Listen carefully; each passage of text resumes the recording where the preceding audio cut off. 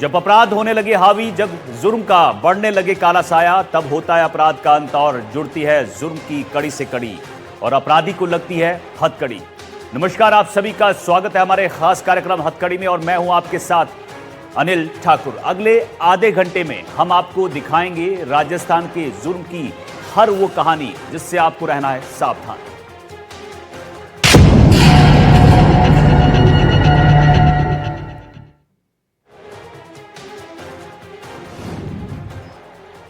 टोंक में लूट के बाद हत्या मामले में सजा का ऐलान। SC/ST कोर्ट का फैसला। बुजुर्ग से लूट के बाद हत्या, 3 दोषियों को आजीवन कठोर कारावास की सजा। टोंक में DST टीम को मिली बड़ी सफलता। 70 लाख की ठगी का किया खुलासा। 3 युवकों को किया पुलिस ने गिरफ्तार। बारां में कुल्हाड़ी से युवक की हत्या। हत्या का आरोपी खुद शव लेकर पहुंचा अस्पताल। पत्नी से छेड़छाड़ करने की हत्या। पुलिस ने हत्या के आरोपी रमेश को डिटेन किया। जयपुर ग्रामीण में पेड़ से लटका मिला युवक युवती का शव मिलने से इलाके में फैली सनसनी। पुलिस ने शव की शिनाख्त करवाई। धौलपुर में पुलिस और बदमाशों के बीच मुठभेड़। बसई डांग थाना के 7 क्यारी के पास मुठभेड़। बदमाश अजीत ठाकुर गोली लगने से घायल। आरोपी पर था 50,000 का इनाम घोषित। 2 और बदमाशों को पुलिस ने किया गिरफ्तार। दौसा में ब्लाइंड मर्डर का पर्दाफाश। आरोपी पत्नी बिहार से गिरफ्तार। प्रेमी के साथ मिलकर शूटर को दी सुपारी। शूटर ने दिल्ली मुंबई एक्सप्रेसवे पर शव फेंका। वाराणसी में अवैध संबंध के शक में महिला की हत्या। गला घोंटकर मार डाला। आरोपी पति गिरफ्तार। असम के कार्बी आंगलोंग में आदिवासी जमीन पर अतिक्रमण के विरोध में फिर भड़की हिंसा। 2 लोगों की मौत, कई घायल। इलाके में तनाव जारी। कर्फ्यू लगाया गया। बेंगलुरु में मनचले ने महिला पर किया हमला। 20 सड़क की मारपीट, फिर घसीटा। महिला की शिकायत पर पुलिस ने किया केस दर्ज। उत्तर प्रदेश के मेरठ में एक मिस कॉल से व्यापारी बना हनी ट्रैप का शिकार। भाई बहन ने व्यापारी से मांगी 10 लाख की रंगदारी। दोनों को गिरफ्तार किया गया।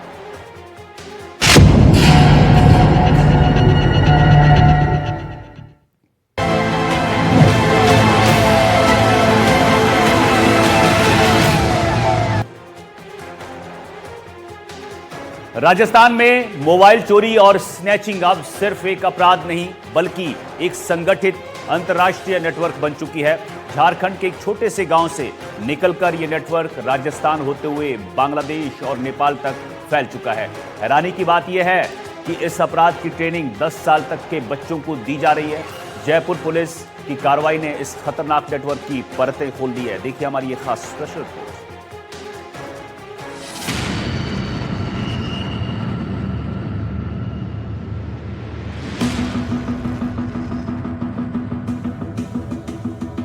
मोबाइल स्नैचिंग का संगठित गिरोह। 10 साल के बच्चे भी गैंग में शामिल। राजस्थान इस गैंग का सबसे बड़ा टारगेट। विदेशों तक फैला गिरोह का जाल। ये तस्वीरें किसी बड़े शहर की नहीं, ये तस्वीरें झारखंड के साहबगंज इलाके के महाराजपुर गांव की हैं। महज 2 से 2.5 हजार की आबादी वाला ये गांव आज मोबाइल चोरी और स्नैचिंग के इंटरनेशनल नेटवर्क का बड़ा केंद्र बन चुका है। यहाँ के बच्चों को राजस्थान में अपराध करने की बाकायदा ट्रेनिंग दी जा रही है। गांव में बाकायदा ट्रेनिंग कैंप चलाए जाते हैं। यहाँ 10 साल तक के बच्चों को मोबाइल लूटने और चोरी किए गए मोबाइल बेचने की ट्रेनिंग दी जाती है। ट्रेनिंग के बाद बच्चों और युवाओं की अलग अलग टीमें बनाकर उन्हें देश के अलग अलग हिस्सों में भेजा जाता है। चोरी के मोबाइल बड़े स्तर पर बांग्लादेश में बेच दिए जाते हैं। राजस्थान से बांग्लादेश और नेपाल तक मोबाइल चोरी और लूट का एक बड़ा नेटवर्क काम कर रहा है। इस गांव की आबादी 2000 से 2500 तक की है। टारगेट राजस्थान और डेस्टिनेशन बांग्लादेश और नेपाल है। राजस्थान इन गिरोहों का सबसे बड़ा टारगेट बन चुका है। जयपुर, अजमेर, कोटा जैसे शहरों में ये गिरोह 7 से 10 दिन के अंदर 50 से 60 मोबाइल लूटकर फरार हो जाते हैं। इनका फोकस महंगे आईफोन और ब्रांडेड मोबाइल पर होता है। पिछले दिनों जयपुर पुलिस को सूचना मिली कि बाहरी राज्यों से आए गिरोह भीड़भाड़ वाले इलाकों में मोबाइल स्नैचिंग कर रहे हैं। CST, DST ईस्ट और बजाज नगर थाना पुलिस ने संयुक्त कार्रवाई करते हुए 3 आरोपियों को गिरफ्तार किया। इनके कब्जे से 31 महंगे मोबाइल फोन बरामद किए गए, जिनकी कीमत करीब 22 लाख रुपए आंकी गई है। जांच में सामने आया कि चोरी किए गए मोबाइल पहले झारखंड भेजे जाते हैं, इसके बाद मोबाइल पश्चिम बंगाल के मालदा पहुंचते हैं, जहां से एक एजेंट के जरिए बांग्लादेश और नेपाल सप्लाई किए जाते हैं। गिरोह के पास मोबाइल की बाकायदा रेट लिस्ट होती है। इनका एवरेज 5 से 10 मोबाइल का टारगेट होता है डेली का, कि एक दिन में 5 से 10 मोबाइल अपने को करना है। 7-8 दिन में जैसे ही इनके 50-60 हो जाते हैं तो एक व्यक्ति उसको लेकर के या तो कोई वहाँ से लेने आता है या यहाँ का कोई एक सदस्य उसको ले जा करके अपने महाराजपुर गांव में दे आता है और वहाँ से आगे ये मालदा चला जाता है। आमतौर पे जो अभी तक हमने इंट्रोगेशन किया है तो इनकी 1.5 लाख के आसपास लमसम महीने का एक व्यक्ति का इससे रोजगार, मतलब इससे जो आय जो है वो हो जाती है इस अवैध कृत्य के कारण। इन गैंग्स का target area railway station, bus stand, shopping mall, सब्जी मंडी और ट्रेन होते हैं। और इनका सप्लाई चेन राजस्थान से झारखंड, झारखंड से मालदा, मालदा से बांग्लादेश या नेपाल होता है। 10,000 से 40,000 रुपए में बेचे जाने वाले ये मोबाइल असल में 1 लाख रुपए से ज्यादा कीमत के होते हैं। पुलिस के मुताबिक गिरोह का हर सदस्य महीने में 1 से 1.5 लाख रुपए तक कमा लेता है। नाबालिग बच्चों को हर महीने करीब 20,000 रुपए दिए जाते हैं। ये अपराधी shopping mall, railway station, bus stand, सब्जी मंडी, ट्रेन में दरवाजे या खिड़की से हाथ बाहर होने पर ये मोबाइल छीनकर फरार हो जाते हैं। ये इनकी आम रणनीति है। सबसे खतरनाक पहलू यह है कि बांग्लादेश और नेपाल पहुंचने के बाद मोबाइलों के IMEI नंबर बदल दिए जाते हैं। इससे मोबाइल को ट्रेस करना लगभग नामुमकिन हो जाता है। बांग्लादेश में इन मोबाइलों का इस्तेमाल साइबर ठगी और दूसरे आपराधिक गतिविधियों में किया जाता है। इनकी पूरी गैंग को हम ट्रेस करने की कोशिश कर रहे हैं कि जितने भी और भी काफी लोग इनके साथ यहाँ पे होने की सूचना थी, जो कि पकड़े जाने के बाद भागने की जानकारी आ रही है हमारे पास, तो उनको भी आइडेंटिफाई कर रहे हैं और उनको भी इसमें पकड़ा जाएगा। इसमें हम लोगों ने स्नैचिंग की धारा के साथ साथ जो गैंग की धारा है 112 वो भी लगाई है। और जो मोबाइल बरामद हुए हैं उसमें अभी तक 1 दर्जन से ज्यादा प्रकरणों में मुकदमे दर्ज हैं, जिसमें कि दिल्ली में मुकदमा दर्ज है, GRP में मुकदमा दर्ज है और हमारे कमिश्नरेट में भी विभिन्न थानों में ये मुकदमे दर्ज हैं। बाकी की भी हम प्रयास कर रहे हैं जानकारी लेने की, तो हो सकता है और भी मुकदमे दर्ज होंगे और उन सभी मुकदमे में बारी बारी से इनको गिरफ्तार किया जाएगा। मोबाइल्स की तस्करी के लिए गिरोह गंगा नदी के रास्ते का इस्तेमाल करता है। नदी के जरिए एक साथ बड़ी खेप भेजी जाती है और वहीं सस्ती दरों पर मोबाइल बेच दिए जाते हैं। कुल मिलाकर राजस्थान में मोबाइल चोरी अब एक सुनियोजित अंतर्राष्ट्रीय अपराध बन चुकी है। बच्चों को अपराध की ट्रेनिंग देना, सीमाओं के पार तस्करी और साइबर ठगी, यह नेटवर्क देश की सुरक्षा के लिए एक गंभीर खतरा बनता जा रहा है। जयपुर पुलिस की कार्रवाई ने इस नेटवर्क की परतें जरूर खोली हैं, लेकिन सवाल अब भी कायम है, क्या इस नेटवर्क की जड़ें और गहरी हैं? क्या दूसरे राज्यों में भी ऐसे गांव तैयार किए जा रहे हैं? ये गिरोह लगातार राजस्थान को टारगेट कर रहा था। जयपुर में, कोटा में, अजमेर में और राजस्थान के कई शहरों ने इस गिरोह ने वारदातें की है। इनसे लगभग 22 लाख रुपए के महंगे मोबाइल फोन भी बरामद किए हैं। इसमें सैमसंग के, आईफोन के और महंगे मोबाइल फोन है वो बरामद किए। चौंकाने वाली बात यह है कि यहाँ से ये मोबाइल लूटपाट करने के बाद झारखंड से ये बांग्लादेश जाते हैं और बांग्लादेश से इनको नेपाल भेज दिया जाता है और फिर वहाँ पर EMI तोड़कर मोबाइल को वहाँ पर इस्तेमाल किया जाता है और फिर वहाँ पर वो अन्य आपराधिक मामलों में उन मोबाइलों का इस्तेमाल हो रहा था। अब तक जो झारखंड का जमताड़ा केवल साइबर ठगी के लिए जाना जाता था, लेकिन अब झारखंड का एक छोटा सा गाँव अब स्नैचिंग के लिए भी जाना जा रहा है। यहाँ पर इस तरह से ट्रेनिंग दी जाती है कि रेलवे स्टेशन पर अगर कोई मोबाइल फ़ोन चलाना है ट्रेन से तो उसको स्नैच कर लेते हैं और ख़ास तौर पर भीड़ भाड़ वाला इलाकों में जो लोग होते हैं वो इनका टारगेट होता है। बहरहाल अब इस पूरे मामले में जयपुर पुलिस, झारखंड पुलिस और देश की जो राज्य पुलिस है वो भी सक्रिय हो गई है और इस गिरोह की बाकी सदस्यों की तलाश में जुटे हुए हैं। दीपक चावला, NDTV, जयपुर। राजधानी जयपुर में एक ऐसा गिरोह पुलिस के हत्थे चढ़ा है जो लूट करने के बाद जोगा माता को क्राइम पार्टनर बनाता है।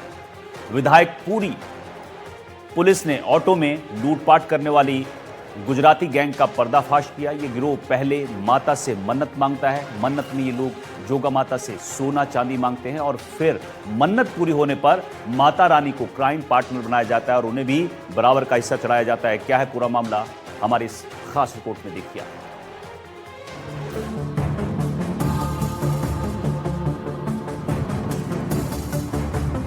जयपुर में पकड़ी गई गुजराती गैंग के सरगना सहित 2 गिरफ्तार। देवी से मनौती मांगकर लूटपाट। सीसीटीवी फुटेज ने किया गैंग का पर्दाफाश। अक्सर आपने पुरानी फिल्मों में सुना होगा कि डाकू डकैती या लूटपाट करने के बाद मंदिरों में चढ़ावा चढ़ाते हैं। लेकिन आज भी एक ऐसा गिरोह सक्रिय है और इस गैंग का नाम है गुजराती गैंग। गैंग का मुख्य टारगेट बुजुर्ग और महिलाएं होती हैं। ये गिरोह ऑटो में लूटपाट करता है। विधायकपुरी पुलिस ने इस गिरोह से जुड़े आरोपी रवि और दिलीप को गिरफ्तार किया है। मुख्य सरगना गोविंद और अश्विनी पहले ही गिरफ्तार हो चुके हैं। दरअसल ये गिरोह जयपुर की सड़कों पर पहले रेकी करता है और ये देखता है कि कौन बुजुर्ग और महिलाएं अकेले गुजर रही हैं और उन्होंने सोने के आभूषण पहने हैं। इसके बाद ऑटो चलाने वाला ये गिरोह उनके पास जाता है और उन्हें कम किराए का लालच देता है। ऑटो चलाने वाला ड्राइवर भी लुटेरा होता है और पहले से ही ऑटो में कुछ महिलाएं सवार होती हैं ताकि पीड़ित को ये न लगे कि उनके साथ कुछ अनहोनी घटना हो सकती है। महिलाओं को देखकर पीड़ित अपने आप को महफूज समझता है, लेकिन वही महिलाएं इस गिरोह का मुख्य हथियार होती हैं। जैसे ही पीड़ित इनके झांसे में आता है, ऑटो में बैठता है, फिर गिरोह उससे मारपीट और लूटपाट कर फरार हो जाता है। यही नहीं, ये पूरी गैंग जोगा माता को बहुत मानती है। लूटपाट से पहले माता रानी से मन्नत मांगी जाती है और जब मन्नत पूरी होती है तो लूट का कुछ हिस्सा उन्हें भी चढ़ाया जाता है। जयपुर में ये गुजराती गैंग पकड़ी गई है। ये ऑटो में वारदात को अंजाम देते हैं। अकेली या बुजुर्ग महिला को टारगेट करते हैं। ऑटो में बैठाकर सुनसान जगह पर ले जाते हैं। वारदात करने से पहले जोगा माता से मन्नत मांगते हैं। मन्नत में सोने चांदी की मांग की जाती है। वारदात होने के बाद माता रानी को चढ़ावा चढ़ाते हैं। माता रानी को क्राइम में पार्टनर भी बनाते हैं। एक अंतर्राज्यीय गुजराती गैंग है जिसका हमने खुलासा किया है। ये बेसिकली ऑटो में घूमते हैं और ऑटो में घूमकर जगह जगह रेकी करते हैं। जहाँ पर कोई बुजुर्ग व्यक्ति, खासकर महिला अगर इनको नजर आती है तो उसको ऑटो में बैठा लेते हैं। फिर कुछ आगे जाकर किसी सुनसान जगह पर और 2-3 लोगों को बैठा लेते हैं। तो इस तरीके से पीछे बैठाकर उस महिला को या फिर जो भी बुजुर्ग व्यक्ति है जिसके पास गहने वहने हैं उनको घेर कर फिर लूट कारित करते हैं। और पूछताछ में ये भी आया है कि भाई ये पहले माता से मन्नत मांगते हैं, फिर इस तरह की घटना करने के बाद जब कुछ इनको सफलता मिलती है तो माता को चढ़ावा भी चढ़ाते हैं। इस तरह की बात सामने आई है। इस गिरोह ने राजस्थान, दिल्ली और गुरुग्राम में आतंक मचा रखा था। 2022 से अब तक इन राज्यों में दर्जनों वारदात को ये गिरोह अंजाम दे चुका है। जयपुर में बीते 6 महीनों में लगभग 8 वारदातें हुई हैं। जयपुर में इस गिरोह ने मुरलीपुरा, विधायकपुरी, नारायण सिंह सर्किल सहित कई इलाकों में वारदातें की हैं। पुलिस दोनों बदमाशों को तिहाड़ जेल से पकड़ कर ले आई है। पूछताछ में सामने आया है कि ये लोग दिल्ली में गुजराती बस्ती में रहते हैं। इस बस्ती में 50% गुजराती रहते हैं और उसमें से कई लोग इस तरह की वारदातें करते हैं। जयपुर पुलिस ने अब दिल्ली पुलिस को भी इसकी सूचना दी है। जयपुर में इन्होंने पिछले करीब 6-8 महीने में आधा दर्जन से अधिक वारदातें की हुई है और ये 2022 से इस तरीके की वारदातें देश के अलग अलग राज्यों में कर रहे हैं। करीब दर्जनों वारदातें कर चुके हैं 2022 से। टोटल हमने 4 इसमें गिरफ्तारियां की हैं और भी हम पूछताछ कर रहे हैं और किसी की भी अगर संलिप्तता आएगी तो उनके विरुद्ध भी कर। ऑटो में कोई भी बुजुर्ग व्यक्ति या बुजुर्ग महिला अकेले ना जाए। पहले से उसमें लोग होने चाहिए जो कि वो देखने से पता चल जाता है कौन सा संदिग्ध किस्म का है, संदिग्ध किस्म का नहीं है। और खासकर जिस रूट से जाना है वो पहले ही ऑटो वालों को बता दे ताकि वो कोई भी अनजान रूट या सुनसान जगह पर नहीं ले जाए। और अपने पास जो है कंट्रोल रूम का या फिर अपना जो भी निकटतम पुलिस थाना है, राजकॉप में नीड हेल्प एक ऐप आया है, ठीक है, वो भी आप डाउनलोड करें ताकि अगर कभी भी इस तरीके का कोई संदिग्ध व्यक्ति या संदिग्ध ऑटो अगर किसी के पास भी कोई सूचना आए या अगर आप बैठे गए हैं ऐसे ऑटो में तो तुरंत आप वो SOS बटन प्रेस करें। राजकॉप ऐप पर जो SOS बटन है, जो भी निकटतम थाने की गाड़ी या चेतक होगा उनकी सहायता के लिए पहुंच जाएगी। गैंग का मुख्य सरगना गोविंद है। वो जयपुर को अच्छी तरह जानता है। उसे ने अपने साथियों के साथ मिलकर दर्जनों वारदातें की हैं। गैंग से जुड़ी महिलाओं की तलाश पुलिस अभी भी कर रही है। गैंग वारदात करने से 5 दिन पहले जयपुर में आते हैं, यहाँ पर किराए का ऑटो लेते हैं, फिर ऑटो चालक बनकर सवारियों के साथ लूटपाट करते हैं। बहरहाल पुलिस ने गुजराती गैंग के सभी बदमाशों को गिरफ्तार कर सलाखों के पीछे पहुंचा दिया है। इसके साथ ही अभी भी जयपुर में ऐसे कई गिरोह सक्रिय हैं जो सुनसान इलाकों में लोगों को निशाना बना रहे हैं। जयपुर पुलिस अब लोगों से अपील कर रही है कि किसी भी ऑटो में बैठें तो सावधानी से बैठें। पुलिस ने इस गिरोह से जुड़े 2 सदस्यों को गिरफ्तार किया है।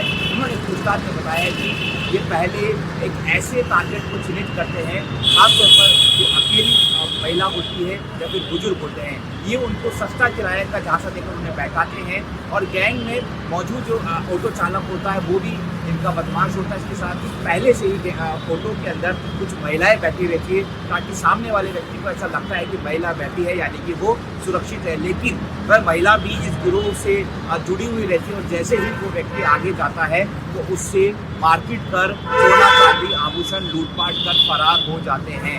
बहरहाल अभी इनसे पूछताछ की जा रही है और पूछताछ में और भी बहुत सारी वारदातों का खुलासा होने की संभावनाएं बनी हुई है। दीपक चावला, NDTV, जयपुर।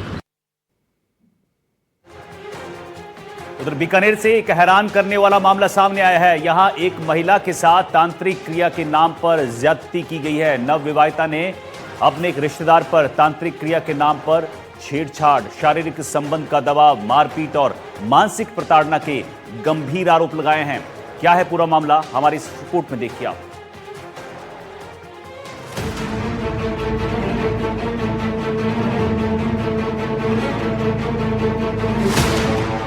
तांत्रिक क्रिया के नाम पर शोषण, नवविवाहिता ने लगाए गंभीर आरोप, रिश्तेदार ही निकला हैवान। एसपी के आदेश पर दर्ज हुआ मामला। बीकानेर में तांत्रिक क्रिया के नाम पर नवविवाहिता महिला के साथ ज्यादती का एक गंभीर और चौंकाने वाला मामला सामने आया है। पीड़िता की आपबीती सुनकर हर कोई हैरान है। जानकारी के मुताबिक महिला की शादी मई 2025 में हुई थी। शादी के कुछ समय बाद ससुराल पक्ष का एक रिश्तेदार उसके घर आने जाने लगा। वो खुद को तांत्रिक बताता था। उसने पीड़िता के साथ अनुचित व्यवहार किया। पीड़िता का आरोप है कि आरोपी उसे डराता धमकाता था, शारीरिक संबंध बनाने का दबाव बनाता रहा। सामाजिक बदनामी के डर से महिला लंबे समय तक चुप रही। सितंबर 2025 में स्थिति गंभीर हो गई। आरोपी ने घर की दूसरी महिलाओं की मौजूदगी में पीड़िता को कमरे में बंद कर गलत हरकतें की। विरोध करने पर उसके साथ मारपीट की गई, कपड़े फाड़ने की भी कोशिश की गई। घटना के बाद पीड़िता ने पूरी बात अपने परिजनों को बताई। इसके बाद परिजन उसे ससुराल से अपने साथ ले गए। बताया जा रहा है कि इस मामले को लेकर स्थानीय थाने में शिकायत दी गई थी, लेकिन मामला दर्ज नहीं किया गया। आखिरकार पीड़िता ने एसपी से न्याय की गुहार लगाई, जिसके बाद पुलिस ने कार्रवाई करते हुए 2 महिलाओं सहित 3 आरोपियों को नामजद कर मामला दर्ज किया है।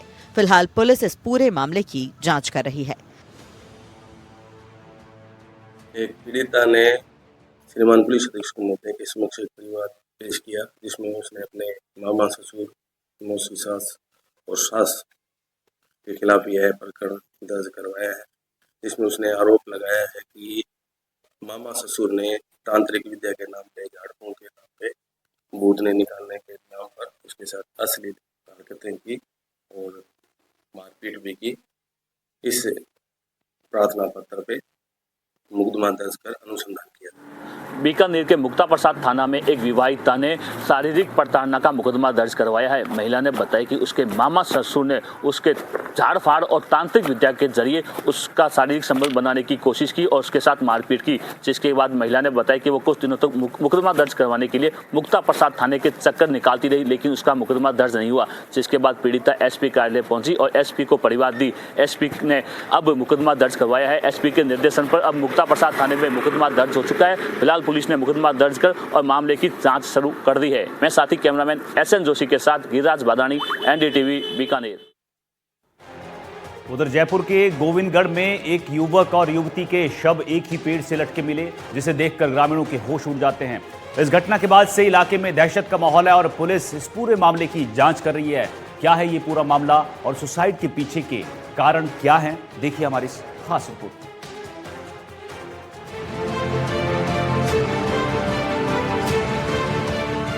गोविंदगढ़ थाना इलाके के धोबलाई गांव स्थित नदी क्षेत्र में उस समय सनसनी फैल गई जब एक युवक और युवती के शव पेड़ से लटके मिले। दोनों शव एक ही पेड़ पर लेकिन अलग अलग रस्सियों के सहारे लटके पाए गए, जिससे पूरे इलाके में डर का माहौल है। ग्रामीणों ने इस बात की पुलिस को तुरंत सूचना दी। सूचना मिलते ही गोविंदगढ़ एसएचओ विनोद सांकला पुलिस जाब्ते के साथ मौके पर पहुंचे और घटनास्थल का मुआयना किया। मामले की गंभीरता को देखते हुए एफएसएल टीम को भी बुलाया गया, जिसने घटनास्थल का बारीकी से निरीक्षण कर सबूत जुटाए। पुलिस ने दोनों शवों को कब्जे में लेकर पोस्टमार्टम के लिए चौमू सरकारी अस्पताल की मोर्चरी में भिजवाया। नरेंद्र नामक लड़का जो रायसिंह नगर का है और एक लड़की नीलम उर्फ नीलू जो कि रुंडल की निवासी है, उनके जब जानकारी प्राप्त की तो पहले भी पूर्व में इसी प्रकरण में पहले पॉक्सो का मुकदमा दर्ज हुआ था और जिसमें वो लड़का जेसी हुआ था। अब चूँकि लड़की बालिग हो गई है, अभी दोनों ने आपस में कहीं रात को ये आके और जो धोबलाई नदी के अंदर जो नदी है उसमें एक पेड़ है, उसके ऊपर दोनों ने लटक के और अपनी जीवन को समाप्त कर लिया है। उनके पॉकेट से एक सुसाइड नोट मिला है। सुसाइड नोट के आधार पे प्रकरण दर्ज करके और विधि सम्मत जांच की जाएगी और इंचार्ज साहब उसकी जांच कर रहे हैं। जैसे भी तथ्य आएंगे उसी अकॉर्डिंग कार्रवाई की जाएगी। प्रारंभिक जांच में मामला प्रेम प्रसंग से जुड़ा बताया जा रहा है। हालांकि पुलिस किसी भी नतीजे पर पहुंचने से पहले हर पहलू की जांच कर रही है। गोविंदगढ़ डिप्टी राजेश जांगीर ने बताया कि घटनास्थल से एक सुसाइड नोट भी बरामद हुआ है, जिसके आधार पर जांच आगे बढ़ाई जा रही है। डिप्टी जांगीर ने यह भी जानकारी दी कि मृतक के खिलाफ पहले भी इसी मामले में पॉक्सो एक्ट का मामला दर्ज रह चुका है, जिसमें वो जेल भी जा चुका था। इस बिंदु को भी जांच का हिस्सा बनाया गया है ताकि पूरे घटनाक्रम की सही कड़ियां जोड़ी जा सकें। फिलहाल पुलिस परिजनों से पूछताछ कर रही है और आत्महत्या सहित दूसरे संभावित कारणों को ध्यान में रखते हुए मामले की गहनता से जाँच की जा रही है। जयपुर ग्रामीण के गोविंदगढ़ में उस वक्त हड़कंप मच गया जब एक पेड़ पर एक युवक और युवती के शव लटके हुए मिले। आसपास के ग्रामीणों ने जब ये देखा तो तुरंत ही पुलिस को सूचना दी। पुलिस मौके पर पहुंची और एफएसएल टीम को सूचित किया। एफएसएल टीम ने मौके पर पहुंचकर साक्ष्य जुटाए। साथ ही दोनों की जो शव है वो कब्जे में लेकर चोमू राजकीय अस्पताल में पोस्टमार्टम के लिए भिजवाया गया। सीओ राजेश जांगीर का कहना है कि जो युवक है उसके पास से एक डेथ नोट भी मिला है। सुसाइड नोट के अंदर उसने प्रेम प्रसंग का जो मामला है वो सही साबित होता हुआ नजर आ रहा है। फिलहाल पुलिस अलग अलग एंगल से पूरे मामले की जांच कर रही है। सीओ राजेश जांगीर ने बताया कि इसी मामले में जो युवक है उसके ऊपर पॉक्सो का मामला भी दर्ज था और वो जेल भी काट चुका है। उसके बाद ये पूरा घटनाक्रम हुआ है। फिलहाल पुलिस इस पूरे मामले की जाँच कर रही है। तो हथकड़ी में मेरे साथ इतना ही। आप सावधान रहिएगा और सतर्क रहिएगा। नमस्कार।